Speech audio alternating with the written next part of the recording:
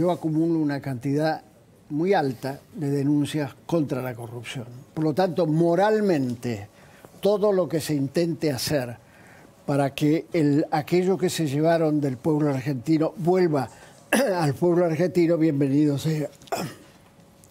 Cualquier modo, ¿vale? Esa es la pregunta. Porque en 1999 y sobre todo en el 2010, la Corte Suprema fue tremendamente exigente para darle bautismo constitucional a los decretos de necesidad y urgencia. Fueron muy rigurosos los votos por entonces. Es cierto que la composición ahora de esta Corte difiere, pero me parece que acá hay 2 o 3 puntos a analizar. En la reforma del 94 de la Constitución Nacional, el artículo 99, inciso 3, permite decreto de necesidad y urgencia siempre y cuando, entre otras cosas, no se refiera a un tema penal. El que ingrese por vía civil el tema de recuperación de bienes, ¿le quita el carácter penal previo? Dejo el interrogante para los inteligentes.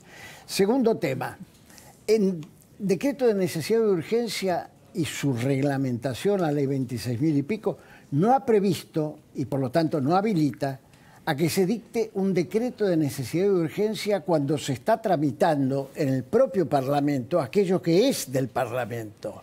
Por tanto, ¿no hay una segunda razón para dudar de la eficacia de esto? Tercero, 20 años para atrás legisla el decreto de necesidad y urgencia para sanear aquel que está sucio o puede estar sucio por bienes mal habidos. Caramba, por vía del Poder Ejecutivo una retroactividad de esta naturaleza, porque que lo llamemos decreto de necesidad y urgencia no quiere decir que el jefe del Ejecutivo puede hacer lo que se le da la gana. Moralmente coincido con todos los esfuerzos. Creo que esto es un despertar político que va a traer más urticaria que otra cosa y lamento porque creo que debió acompañar diputados y senadores el esfuerzo para que esto saliera limpiamente y para que a partir de los cuadernos y hacia atrás, 29 denuncias yo tengo contra el matrimonio, se pueda recuperar aquel dinero que es de todos los que puedan estar viendo esta audición y mucho más. Por lo que dijo, ¿es fácilmente volteable ese decreto? Sí. ¿Sí? Dependerá, finalmente, es buena la pregunta. La facilidad estaría levemente complicada por el trámite, porque parece que se inicia por civil. Hay una Cámara de Apelaciones en lo civil. Luego hay una Corte Suprema de Justicia de la Nación. Las lentitudes que supimos conseguir hacen que 23 años después mi gran amigo Carlos Saúl Menem, aquel a quien le imputé la venta ilegal de armas, siga muy contento sin haber devuelto absolutamente nada, ¿no? Muchos dicen, bueno, pero reformen el Código Penal para que haya procesos mucho más rápidos. Ese es el problema.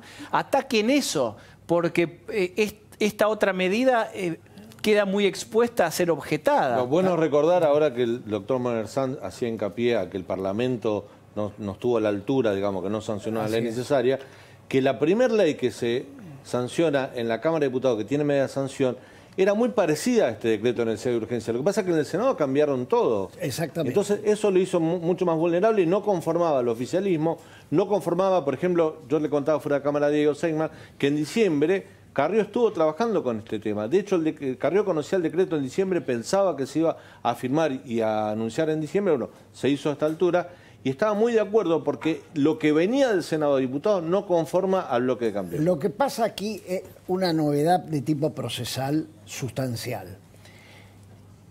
Si partimos de cero y se dicta el decreto de necesidad de urgencia, entiendo. Si lo que se hace es pito catalán a la demora del Congreso y por eso me meto a través del decreto de necesidad de urgencia, se debilita muchísimo el quehacer constitucional.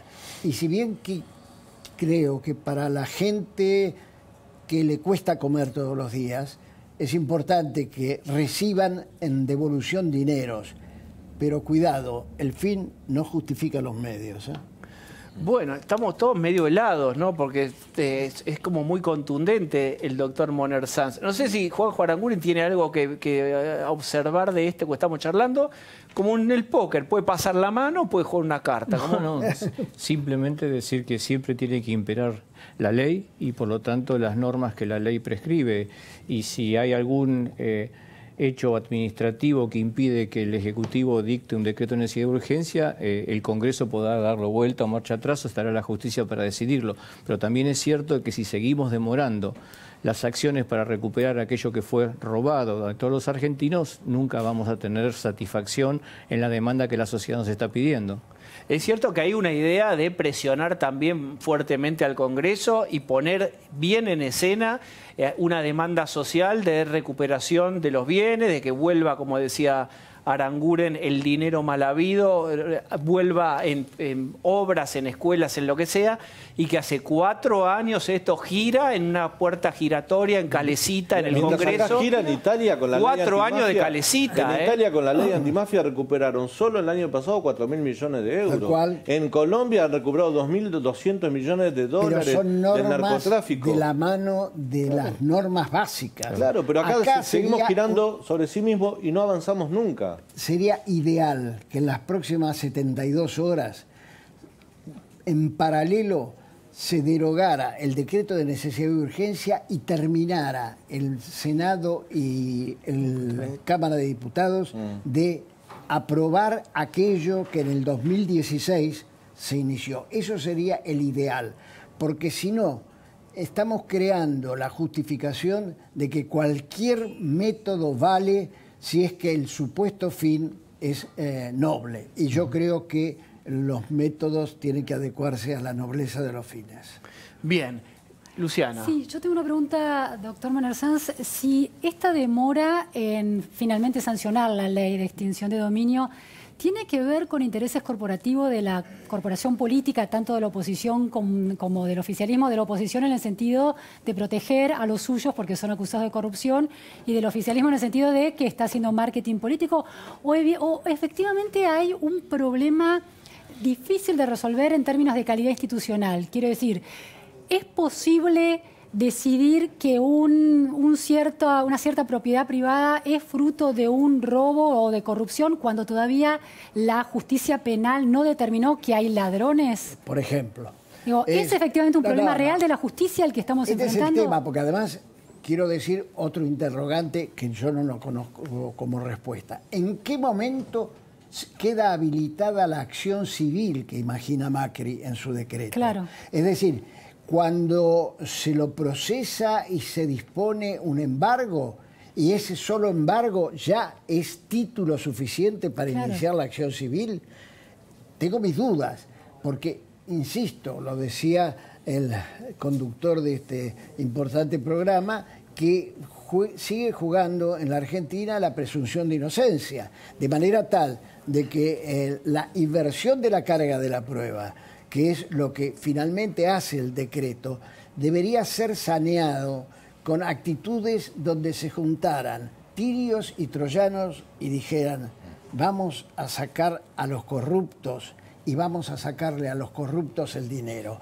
pero hagámoslo por derecha y no susceptible de que al final de cuentas sea la Corte Suprema la que diga la palabra final. Doctor, hay un principio básico del derecho, digo, más allá de que para atrás uno mira en las décadas pasadas muchos delitos, muchos actos de corrupción que han quedado en el camino porque la justicia miró para otro lado, porque no hubo las herramientas legislativas necesarias para hacerlo, ¿no? Pero el principio de retroactividad es como gravísimo, ¿no? Porque si se empieza a aplicar, digamos, estamos en el horno todos, ¿no? Y ahí se aplica además tan luego 20 años. Tan luego 20 años, es decir, más allá de lo que se llama la prescripción adquisitiva, que sería muy largo explicarlo acá y no es el tema. Pero creo que usted ha puesto el acento en lo que me pregunto así. Si 20 años quedan legitimados por un decreto de necesidad y urgencia, ¿en qué punto queda aquello de la seguridad jurídica que necesitan los inversores? Yo no soy inversor. Pero no son tipificados. Voy a inventar voy a manejar palabras que me pueden quedar incómodas porque no están en mi repertorio. La tipificación de los delitos, por ejemplo, narcotráfico, ¿no sería de algo de un orden como extraordinario que habilitaría algo? Claro. Digo, que los delitos de lesa humanidad son para siempre y para atrás. Sí. Digo, ¿no habría algo de esto que se pueda tomar argumentalmente? Pero entonces por ley. Precisamente, claro. El prestigio estaría en recurrir. Yo estoy totalmente de acuerdo con ese porque si no, todo es lo mismo. No. Pero para que no haya bartolerismo en esto, en vez de decreto de necesidad y urgencia, que sea por ley. Que si es el señor Piqueto el que está poniendo trabas, que si es el señor fulano el que está poniendo trabas, que si es... eso que desaparezca. Y además por la utilidad de los bienes, doctor. ¿Sabe por qué le digo esto? Mira, acá en la esquina, en Libertador y General Paz, hay un destacamento de la Policía Bonaerense que tiene un patrullero que es un Mercedes-Benz de alta gama. Y usted cuando pasa lee en la puerta que es un auto recuperado del narcotráfico. Está bárbaro que lo hayan hecho. Si sale la ley como está en el Senado y hay que esperar 15 años hasta que la Corte Suprema decida que se pueden eximir, tomar los bienes, un auto, una avioneta, no tiene utilidad. Dentro de 15, 20 años pierden valor hasta de utilidad, no de venta. Por eso es necesario actuar con rapidez para recuperar esos bienes. Y sobre todo, si alguno de esos bienes a su vez producen, por ejemplo, alquileres, ¿de quién son? También de la extinción. Siguen generando riqueza para la corrupción, claro. Exactamente. Decir, me permiten que quiero... Hoy habló en Café de la Tarde con Gabriel Sued y Eleonora Coll. Es muy interesante escuchar a la propia ministra Patricia Bullrich. Ahí está, a ver. En primer lugar, cuando una cosa se discute tanto tiempo, no sé si había voluntad para que salga o para que la cosa quede ahí frenada. Y en segundo lugar, porque la lucha contra el narcotráfico no puede parar un solo día, la lucha contra los crímenes organizados no puede durar un solo día. No podemos estar más tiempo viendo que todos esos bienes siguen en manos de narcotraficantes o que se están destruyendo en un depósito de la Gendarmería Nacional. Entonces, también hay veces que el decreto de necesidad y urgencia tiene como objetivo poder plantear algo que el conjunto de intereses o de distintas visiones no lo saca y es una política de Estado. Bueno, el Congreso tiene derecho a votarlo o no. Me gustaría saber qué diputado o qué senador podría oponerse a esto, ¿no? Ministra... Por ahí un proyecto de ley se diluye. Ahora, un decreto de necesidad y urgencia que es tan clarito, ¿no? Es más difícil. Congreso. Y ahí, no, pero ahí dijo una frase también. Quisiera ver qué diputado, qué senador están en contra de esto. Me parece que la idea es, ahí los tienen, ahí están. Quisiera ver desde cuándo cierta gente está anotada en la lucha contra la corrupción. También quisiera saberlo. Pero desde lo político, les pregunto a todos para debatir, no es una forma de exponer, así como después vamos a hablar con Aranguren, que la oposición va a tratar de exponer a Macri a vetar la ley en contra de los aumentos de tarifas para exponerlo en un año electoral y ver, él es el que quiere seguir con los aumentos. En un juego de espejos me parece que también hay una idea de exponer, ¿no es cierto?, a la oposición. Miren quiénes no quieren luchar realmente contra la corrupción. Yo lo que creo que hay, me parece que Macri, desde el principio de su gobierno, toma el decreto de necesidad y urgencia como un peligroso acelerador de lo que quiere hacer más rápido. ¿Se acuerdan al principio el nombramiento de Rosenkrantz y Rosati en la Corte Suprema? Después se va para atrás. ¿Recuerdan también cuando la reforma previsional, la primera sesión frustrada, entre medio Macri dijo, va el decreto de necesidad de urgencia, que Carrió dijo, no lo haga, ¿no? Y ahora nuevamente, o sea, cuando tiene como que el Congreso no le responde porque no tiene mayoría, bueno, ahí está el tema del decreto. O sea, en realidad es un medio para instalar y obligar a la oposición a definirse y a ver qué piensa sobre un Y tema. a recuperar el centro de la escena política. Eso es lo que logró el gobierno hoy. Minutito final del tema, vamos. Terminó de hablar la ministra Patricia Bullrich y usted planteó o señaló que hay quienes se anotan un poco tarde en la lucha contra la corrupción. ¿Se refería a la ministra o a otras personas? Yo a ella no le he visto acompañarme en cosas que inicié en 1995, por ejemplo, contrabando de armas, o anotarse en la lucha en defensa de los muertos por Río Tercero, o en el tema de los sobresueldos, o en el tema de tantas cosas donde después, si alguna virtud mayor tuvo el tema de los cuadernos, es que ahora todos quieren estar en la primera fila de la lucha contra la corrupción. Dejo de costado a Lelita Carrió, que ella desde mucho tiempo lo ha hecho a su modo.